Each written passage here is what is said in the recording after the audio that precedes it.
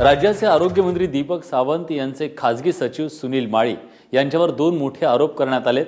वैद्यकीय अधिकाऱ्यांच्या बदलीसाठी आरोग्यमंत्र्यांचे सचिव सुनील माळी लाखो रुपयांची लाच घेतात असा आरोप डॉक्टर राहुल घोले यांनी केला। या संदर्भात त्यांनी मुख्यमंत्र्यांना एक पत्र लिहिलंय। तर सुनील माळी यांनी अश्लील भाषेत संभाषण केल्याची तक्रार जळगावमधील एका महिला डॉक्टरने केली आहे। तक्रारदार महिलेनं या संदर्भात आरोग्यमंत्री आणि मुख्यमंत्र्यांना चिठ्ठी लिहून त्यांच्यावर बेतलेल्या प्रसंगाचं कथन केलं। सुनील माळी हे आरोग्यमंत्री दीपक सावंत यांच्यासोबत सावलीप्रमाणे वावरतात, त्यामुळे या आरोपांमुळे आरोग्यमंत्र्यांची ही अडचण वाढली आहे।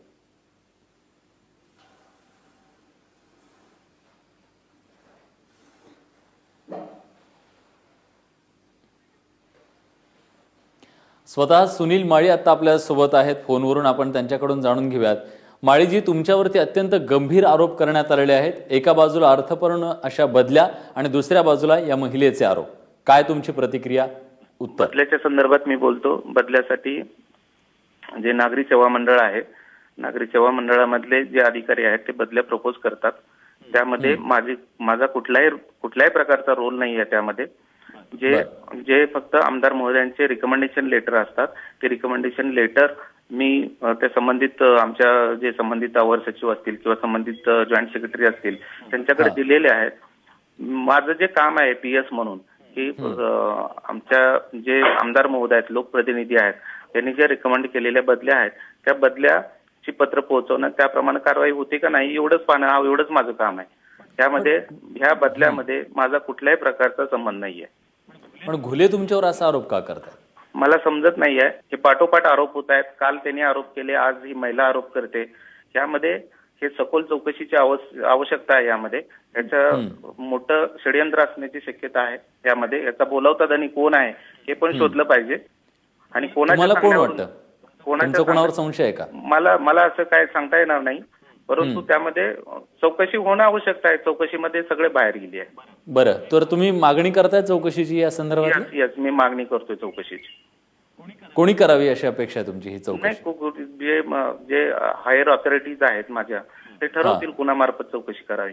पण ह्या महिलेला तुम्ही ओळखता ज्यांनी तुमच्यावर आरोप केलेत? ही महिला ती एकदा अधिवेशनाच्या पिरियडमध्ये ते सॉफ्टवेअर दाखवण्यासाठी आलेली होती।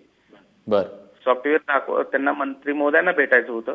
मंत्री महोदयांना 4-5 वेळा ट्राय झाल्यानंतर त्यांनी रिक्वेस्ट केली की माझ्याकडेच ते मला दाखवा, म्हणजे तुम्ही बघून घ्या आणि मंत्री महोदयांना ब्रीफ करा। त्यामध्ये एक लोकप्रतिनिधींनी फोन केलेला होता। त्या संदर्भात मी मंत्री महोदयांना सांगितलेलं होतं आणि त्यानंतर हे सॉफ्टवेअर मला संबंधितांनी बघायला सांगितल्यानंतर महिलांच्या बरोबर एक व्यक्ती कोण आलेली होती, आमदार महोदयांचे पीए कोण होते, हे एवढे लोक होते, त्यांच्यात देखत बघितलं। त्यानंतर त्या महिलेचा आणि माझा काही संबंध नाहीये आणि संपर्क पण नाहीये कुठल्याही प्रकारचा। बरं, तर या महिलेनं जी तक्रार केलेली आहे ती सुद्धा खोटी आहे असं तुमचं म्हणणं? खोटी आहे, फॅब्रिकेटेड तक्रार आहे। यामध्ये माझं करिअर संपवण्याचं मोठं षडयंत्र दिसतंय। यामध्ये याचा बोलावता धनी आहे तो 100% शोधायला पाहिजे आणि स्वतःहून त्या महिलेची आणि माझी चौकशी करा। त्याचबरोबर त्या महिलेची पण चौकशी करा, त्यांचे कॉल रेकॉर्ड चेक करा, माझे पण कॉल रेकॉर्ड चेक करा। याची मी तुमचं करिअर उद्ध्वस्त करण्यासाठी डाव रचला असं तुम्ही म्हणताय, मग अशा व्यक्तींच्या विरोधात तुम्ही तक्रार करणार का? मी याच्यावर विचार करून मी निर्णय घेईन यामध्ये, परंतु मी कोणत्याही प्रकारच्या चौकशीला सामोरं जायला तयार आहे। धन्यवाद सुनीलजी, तुम्ही दिलेल्या सगळ्या सविस्तर प्रतिक्रियेबद्दल।